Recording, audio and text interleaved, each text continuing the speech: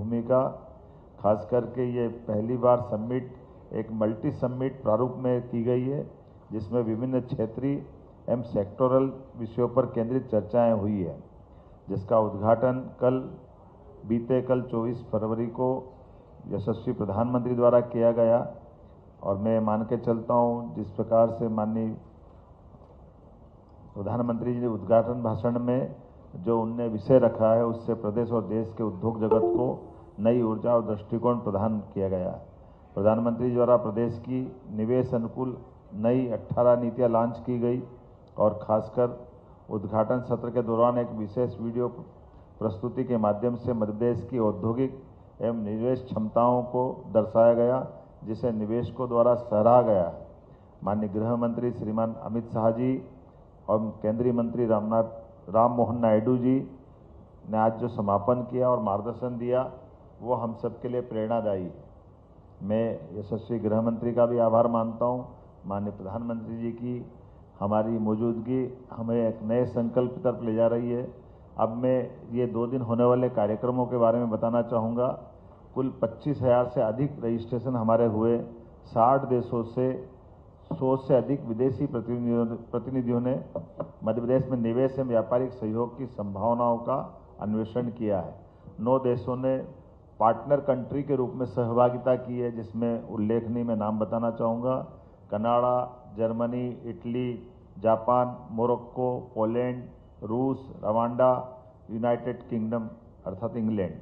विदेशी प्रतिनिधियों के कुछ नाम मैं उल्लेख नहीं दूंगा, नाम तो बहुत सारे हैं, लेकिन जैसे श्री राज मोदी, ये उप मंत्री उद्योग एवं वाणिज्य जिम्बाब्वे सरकार के, डॉक्टर शंकर प्रसाद शर्मा, राजदूत नेपाल, श्री मोहम्मद मलिकी, राजदूत मोरक्को, सुश्री स्टेला नोकोमा, राजदूत जिम्बाब्वे, डॉक्टर डिजायर बोनीफेस सोम, राजदूत Burkina Faso, Shri Felix Diallo, राजदूत माली, सुश्री अना तबान, राजदूत मोल्दोवा, श्री जगन्नाथ स्वामी, उच्चायुक्त फिजी, सुश्री जैकलिन मुकानेरा, उच्चायुक्त रवांडा, सुश्री लेबो हांग, वैलेंटाइन मोचाबा, उच्चायुक्त लेसोथो, श्री यागी कोजी, महावाणिज्य दूत जापान, श्री मार्टिन मेयर, महावाणिज्य दूत Switzerland, Shri Ivan Y Fetisov, महावाणिज्य दूत रूस, श्री वाल्टर फेरारा, महावाणिज्य इटली, श्री डोनाबिट पुलस्वात, महावाणिज्य Thailand, Shri James Michael Sall, CEO Canada, Shri Hiroyuki Kitamura, महानिदेशक जापान, श्री एरिक गुडब्रांड, पूर्व मंत्री नॉर्वे। और आज जो गवर्नर रूस के आए थे, उनके एक दल आया था, इसका नाम इसमें छूट गया है, वो अलग से पूरा दल लेके आए थे, मेरी उससे 1-to-1 हुई थी। अग्रणी उद्योगपतियों की भागीदारी, 300 से ज़्यादा वृहद इकाइयों के चेयरमैन, सीईओ, मैनेजिंग डायरेक्टर आदि इनने सक्रिय भागीदारी ली है।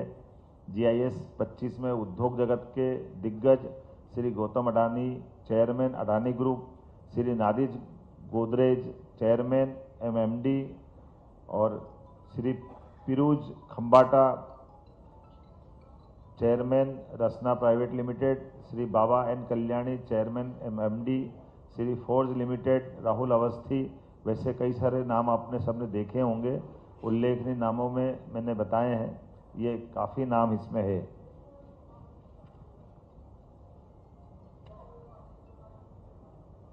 समिट में 70 से अधिक प्रमुख उद्योगों के उद्योगपतियों संगठनों के साथ 1-to-1 मीटिंग की गई, जिसमें Godrej, Patanjali, Arvind group, Aditya Birla group, Torrent group, Donear, Inox, JETRO, Gold crest cement, EaseMyTrip, counsellor CJ Jaitley, Japan प्रतिनिधिमंडल, यूनिक्लो उल्लेखनीय है कि जापान का सबसे धनी व्यक्तित्व के उनके अपनी टीम यहाँ आई, जिसने हमारे साथ रेडीमेड गारमेंट्स के ऊपर बिजनेस की संभावना हमने अपनी ढूंढी है और हमसे MOU किया है। ब्रिजस्टोन हेटिच, पूजा एंटरटेनमेंट एक प्रमुख मैन्युफैक्चरिंग है, रोड माइनिंग सहित कई सारे सभी सेक्टर में मैं मान के चलूँगा कि लंबी लिस्ट है, इसमें आप पढ़ लेंगे। GIS 2025 में 600 से अधिक B2G बैठकें, 5000 से अधिक B2B बैठकें आयोजित हुई, जिनमें उद्योगपतियों, निवेशकों, MSMEs ने भाग लिया है। पहली बार AI based business match making tool का उपयोग किया गया, जिसके आधार पर सही साझेदारों को जोड़ने में मदद मिली। बैठकों ने मध्य प्रदेश को वैश्विक औद्योगिक केंद्र के रूप में स्थापित करने में महत्वपूर्ण भूमिका अदा की है। इस बार ग्लोबल इन्वेस्टर समिट को और अधिक प्रभावशाली बनाने के लिए GIS में 6 विभागीय समिट का आयोजन किया गया।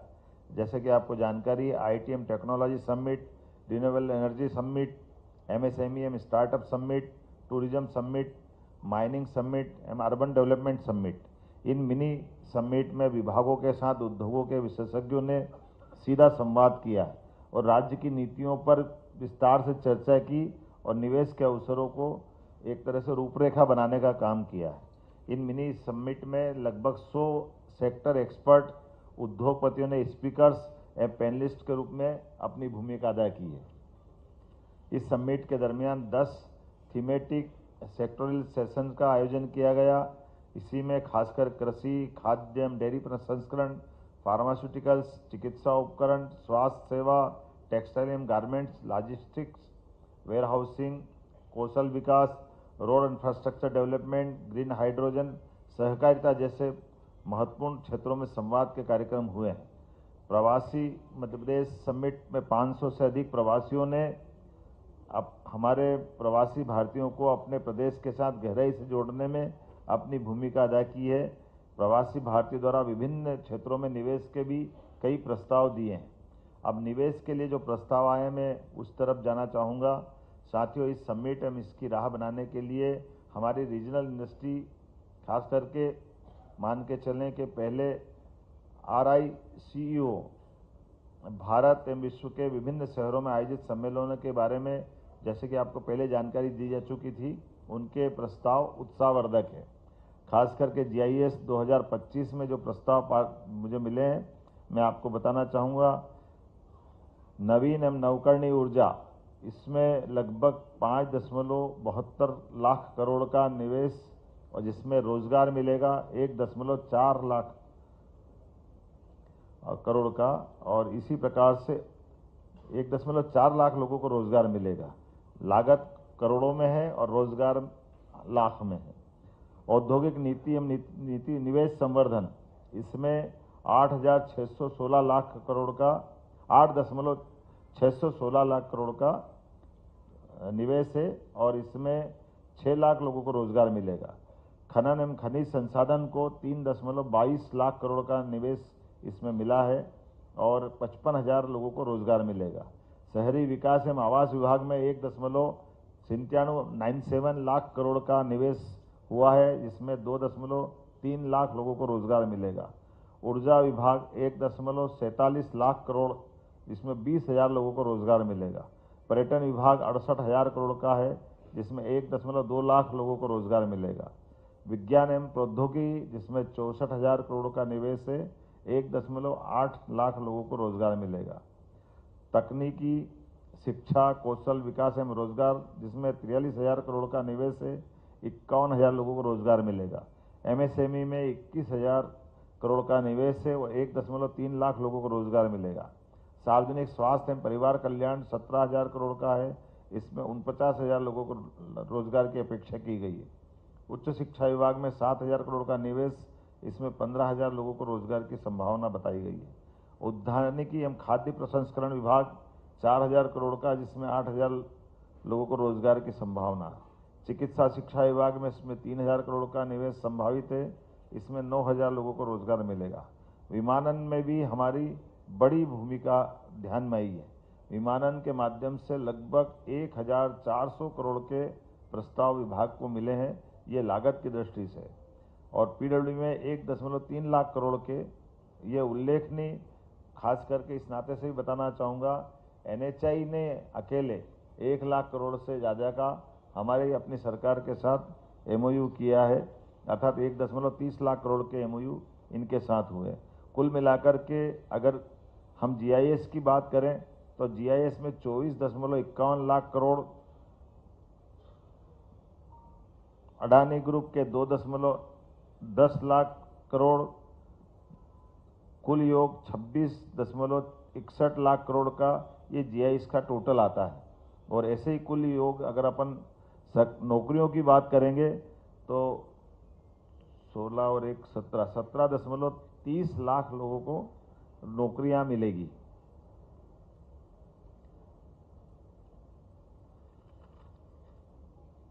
और रीजनल इंडस्ट्री कॉन्क्लेव, इनके भी मैं डाटा देना चाहूँगा जो पहले आपकी जानकारी में है ही। रीजनल इंडस्ट्री कॉन्क्लेव के अलग अलग जो हमारे आंकड़े हैं वो 2.34 लाख करोड़ के, जिसमें 2.74 लाख रोजगार का। इंटरेक्टिव सेशन जो हमारे अपने राज्य के बाहर जो बाकी राज्यों में जाकर हमने किए थे उसमें 1.42 लाख करोड़ के और 1.32 लाख नौकरियां। इसी प्रकार से जीआईएस 2025 में कुल योग मिलाएं तो सब मिलाकर के लगभग 30,77,000 करोड़ के हमारे निवेश के प्रस्ताव प्राप्त हुए हैं और खास करके इसमें 21.36 लाख नौकरियों के संभावना व्यक्त की गई है। और अब विभागवार अगर प्रमुख निवेश प्रस्तावों की सूची की बात अगर मैं करता हूं तो मैं उनके कुछ अलग अलग विषयवार कुछ जानकारी देना चाहूँगा। अडानी ग्रुप अहमदाबाद, ये निवेश के लिए जो खनिज में जो बड़े हैं तो इनका जो एरिया रहेगा वो एरिया भी बताना चाहूँगा, ये किस क्षेत्र में कहाँ काम करेंगे। इनके लिए बेल्ट रहेगा रीवा और जबलपुर, ये माइनिंग सेक्टर में काम करेगा। Gold crest cement private limited, ये उज्जैन क्षेत्र में काम करेगा। आरओ कोल प्राइवेट लिमिटेड, ये शहडोल क्षेत्र में काम करेगा। आदित्य बिरला EMIL माइंस सेमिनरेस लिमिटेड कोलकाता, ये रीवा में काम करेगा। अल्ट्राटेक सीमेंट, ये भी आदित्य बिरला ग्रुप रीवा में काम करेगा। स्टाक्स वर्क्स प्राइवेट लिमिटेड, ये जबलपुर में काम करेगा। शारदा इंटरप्राइजेस, ये रायपुर से शहडोल में। जेके सीमेंट शहडोल में। प्राइम इंस्पेक्शन LLC भोपाल में। रेकन केमिकल्स इंदौर में। बिरला कॉरपोरेशन लिमिटेड कोलकाता रीवा में। रामदास वर्मा एंड कंपनी शहडोल में। ये सभी माइनिंग सेक्टर में। नवकरणीय ऊर्जा में भी इसी प्रकार से बताना चाहूँगा। Avaada energy private limited Jabalpur में। एक्सिस एनर्जी वेंचर्स जबलपुर में। NSL रिन्यूएबल पावर जबलपुर में। टोरेंटो पावर लिमिटेड इंदौर में। Jindal India renewable energy limited Bhopal में। MKC इंफ्रास्ट्रक्चर लिमिटेड जबलपुर में। KPI green energy limited Bhopal में। उद्योग विभाग में जिनने अपना इन्वेस्टमेंट बताया है इनके भी एरिया में बताना चाहूँगा और इनकी कंपनियों के नाम भी बताना चाहूँगा। सैंक्लिक renewable private limited Bhopal. Onyx renewable limited Jabalpur. Balfour BT PLC Indore. पुनर्जागरण सौर एवं electronics private limited Narmadapuram. Satvik solar industry Narmadapuram. Akshat green tech private limited Indore. Trident limited Bhopal. Shri cement Indore. Elixir industry Chambal. Gold crest cement private limited Ujjain. Invenire energy limited Narmadapuram. Grew energy private limited Narmadapuram. इसी प्रकार से शहरी क्षेत्र के अंदर खास करके ये मैं मान के चलूँगा कि रियल एस्टेट का इन्वेस्टमेंट होगा। Samdariya builder private limited Jabalpur. Team rethinking urbanisation Indore. Treasure group Bhopal. वैश्विक दुनिया Indore. HYD tech engineers Gwalior. Sachdev group company Indore. Celtex private builders Shahdol. Ghanaram infrastructure private limited Jhansi Sagar. JSW cement Sagar. Bansal construction private limited Indore. और इसी प्रकार से एनर्जी सेक्टर में भी Hexa climax, Oriana power limited, ये सब अलग अलग क्रमशः रीवा जबलपुर रीवा इंदौर उज्जैन, ऐसे ये इसकी डिटेल दे दूंगा, बहुत सारे नाम है। पर्यटन में भी इसी प्रकार का है। प्राइवेट पर्यटन के भी कई हमारे शहरों के नाम रिपीट भी हो रहे हैं, तो ये मान के चलें कि ये डिटेल आपको पास आ ही जाएगा। इसमें इन सारी लोगों का अपना अपना, इसमें आध्यात्मिक दृष्टि से ओंकारेश्वर के भी प्रस्ताव है। तो अमलताज होटल प्राइवेट लिमिटेड इंदौर में अपना इन्वेस्टमेंट कर रहा है। Field day rooms and hotels Bhopal में, एक अच्छी बात है कि भोपाल में भी बड़े पैमाने पे लोगों ने, दैनिक भास्कर ग्रुप ये भी भोपाल में आ रहा है, EIH लिमिटेड, ट्रेजर ग्रुप, ये सब भोपाल में इस प्रकार के कामों को करने आना है। MSME भी कई प्रकार से इनके भी वर्की प्राइवेट, भगवती तीर्थ, आहारम मिल्स, नीले पानी की प्रौद्योगिकी, डिटिलवी एक्सपोर्ट, ईजीटेक इंटरप्राइजेस, इकोश्योर, पालमोल्डिंग, फेलिक्स जेनरिक, इंदौर, भोपाल, नर्मदापुरम, इसी प्रकार के जिलों में ये भी इन्वेस्टमेंट करने वाले हैं। तकनीकी शिक्षा वाले, स्वास्थ्य हेल्थ वाले, विज्ञान टेक्नोलॉजी वाले, ऐसे कई प्रकार के लोग क्रमशः उन्हीं संभागों में जो मैंने पूर्व में उल्लेख किया है, सब मिलाकर के हमारे विभिन्न सेक्टर में 85 से अधिक MOU हुए हैं। NHI PWD के बीच जो मैंने बताया 1.30 लाख करोड़ का हमारा MOU, ये उल्लेखनीय है। राष्ट्रीय राजमार्ग पे PWD के साथ मिलकर के ये बड़ा MOU हुआ है और ये सबसे हटके भी है, जिससे बेहतर कनेक्टिविटी, उद्योगों को बढ़ावा और आर्थिक प्रगति सुनिश्चित होगी। आज इस समिट का समापन इस ऐतिहासिक उपलब्धि के साथ हो रहा है। यह केवल निवेश का मंच नहीं, बल्कि विचार मंथन, नीति निर्माण एवं भविष्य की दिशा तय करने का अवसर है। मध्य प्रदेश की यात्रा रुकेगी नहीं। हम निवेशकों के विश्वास को मजबूती देंगे, नई नीतियां लागू करेंगे, आधारभूत संरचना को और सशक्त करेंगे, प्रदेश के युवाओं के लिए रोजगार के नए द्वार खोलेंगे। हमारा संकल्प मध्य प्रदेश आत्मनिर्भर भारत के विकास पथ का ध्वजवाहक बने। यह समिट इस दिशा में एक मील का पत्थर साबित होगी। JIS 2025 का समापन केवल एक आयोजन का अंत नहीं है, उद्योग एवं रोजगार 2025 की सफल शुरुआत है। मैं बताना चाहूँगा कि कुल मिलाकर के जिस प्रकार से सहयोग मिला है और कुछ चीज़ें उल्लेखनीय है, भोपाल में भी अब एक नया कन्वेंशन सेंटर बना करके भोपाल में ऐसे आयोजनों को स्थायी करने की दिशा में हमारी सरकार ने विचार किया है। साथ ही साथ राजधानी का भी सौंदर्यीकरण का भी जो इस समिट के आधार पर हुआ है, इस बजट में एक बड़ी धनराशि रख करके भोपाल को भी अच्छे स्वरूप में बना करके इसकी सभी वाटर बॉडियाँ, आने जाने के रास्ते, सभी प्रकार की जो मूलभूत सुविधाएं हैं, उन सुविधाओं के बलबूते पर भोपाल का सौंदर्यीकरण और अच्छा किया जाए और भोपाल सहित ऐसे बड़े महानगरों के लिए भी, जैसे कि हमारी कल्पना है मेट्रोपॉलिटन सिटी के नाम पर, उनके अपने 25 साल आगे तक का प्लान बनाने का विचार है। इस दिशा में काफ़ी आगे बढ़ा है। बहुत जल्दी इसके रिजल्ट आप तक पहुंचेंगे। धन्यवाद माननीय मुख्यमंत्री महोदय।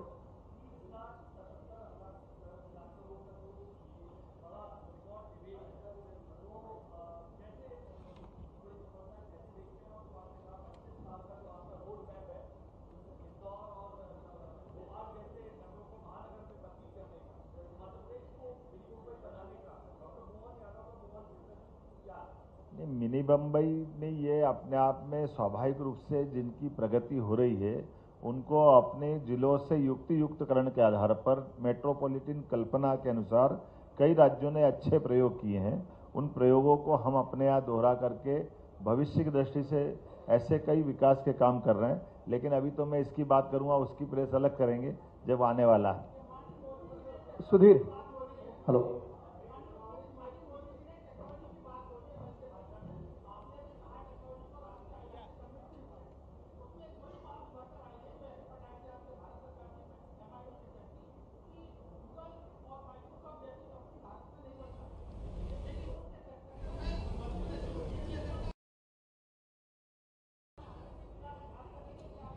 जैसे आपने सही प्रश्न किया, कल हमने अपनी 18 विभागों की जो नीतियां हैं उसमें स्टार्टअप, ड्रोन, ये नीतियां भी हमने निकाली।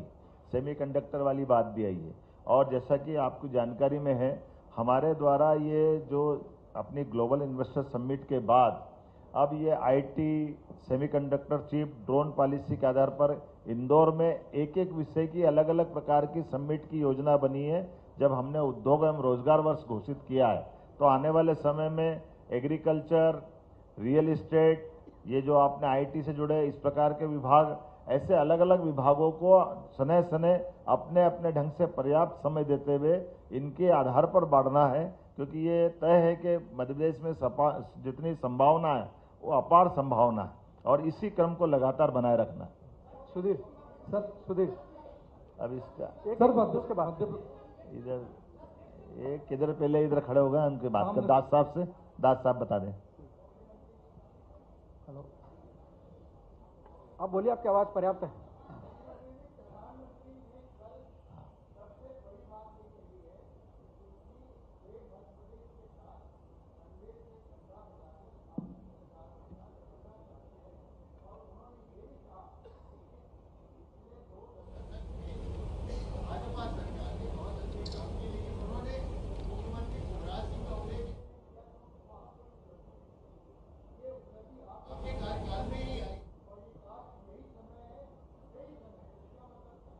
देखिए, बहुत अच्छी बात उनने कही है कि लगभग ये 20 साल की हमारी सरकारों का अगर आकलन देखें, अब ये कांग्रेस के लोग जवाब दे के 1956 में मध्य प्रदेश बना था, लेकिन आप जानकारी निकाल लेना, गूगल से भी मिल जाएगी कि 2003-4 तक औद्योगिक विकास दर क्या थी, वो माइनस में थी। अगर माइनस में है तो ये आखिर लंबा समय जिनने निकाला, ये किनके खाते में जाएगा? मैं वैसे माफ करना, अभी हम कांग्रेस बीजेपी नहीं करना चाहते हैं, क्योंकि विकास के मामले में सबके साथ चलते हैं, लेकिन जो रिकॉर्ड है उससे तो नकार नहीं सकते हैं। सड़क, बिजली, पानी, अगर सबकी कठिनाइयां हैं, उद्योग कैसे पनपेंगे? और ये बात भी सही है कि वो सारे उद्योग जो अंग्रेजों के समय से चल रहे थे, वो एक एक करके दम तोड़ते गए उसी कालखंड में, जिसको हमने अभी अपने ढंग से उन मजदूरों का भी चुकारा किया और उनकी भूमियों के बलबूते विकास के नए कीर्तिमान, नए हमने टारगेट तय किए हैं। लेकिन विकास के मामले में कुल मिलाकर के ये दृष्टिकोण सकारात्मक रहे, इतना ही आग्रह। मुख्यमंत्री जी 26मैं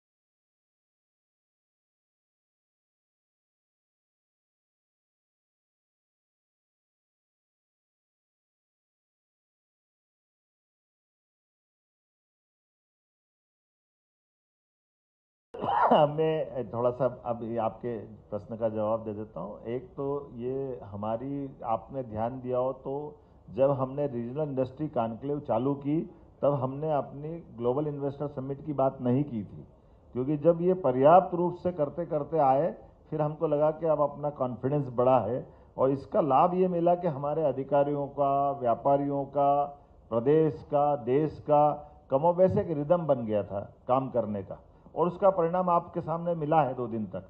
और जैसा कि आपने कहा, मैं खुद आगे रह के कह रहा हूँ कि हमारी हर संभाग केंद्र पर, हर जिला केंद्र पर बड़ी संभावना है। मैं ये भी मान के चलता हूँ कि इंदौर ने अपनी जीआईएस पुराने समय में की, इंडस्ट्री कॉन्क्लेव की, उस आधार पर इंदौर ने अच्छी प्रगति की। लेकिन अगर हम प्रदेश के परिप्रेक्ष्य में देखेंगे तो इंदौर को टारगेट अपन दिल्ली और बंबई से आगे ले जाना का देंगे, लेकिन बाकी को तो इंदौर बनाना है ना, अभी हमारा ये भी तो बढ़ना है। तो ये जो हमारे बाकी जो स्थान बचे हैं, इसीलिए हमने हर स्थान पे ये जो आयोजन किए हैं, जिसके आधार पर एक सभी प्रकार का निवेश का माहौल हर जगह बने। इसलिए अब जो क्रमश से वापस दोबारा कर रहे हैं, इंदौर हमारा आईटी का, सेमीकंडक्टर का, ड्रोन का, वो प्रदेश का स्थान हासिल करे, इसलिए हम इंदौर में इस तरह की जो हमारी नीति लॉन्च की, वो कार्यक्रम करने वाले हैं। वो प्रदेश स्तर का ही रहेगा, मतलब एक एक सब्जेक्ट के अब आयोजन जो रहेंगे वो प्रदेश स्तरीय रहेंगे, लेकिन ये अलग अलग स्थानों पे होते रहेंगे। तो इस दृष्टि से बात। मुख्यमंत्री जी, ये अंतिम प्रश्न है। मुख्यमंत्री जी, सुधीर, अंतिम प्रश्न है। पहले महाशिवरात्रि से पहले आपने बहुत बड़ा आयोजन किया है।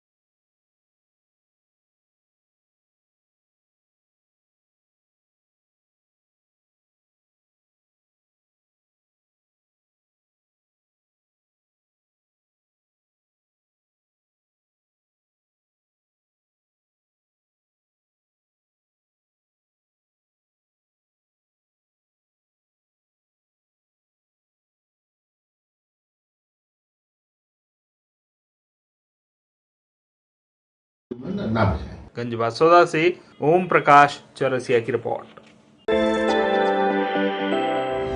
झंडा बाजार निवासी छोटे सोनी अशोक सोनी के निवास पर 3 दिवसीय नौ चंडी दुर्गा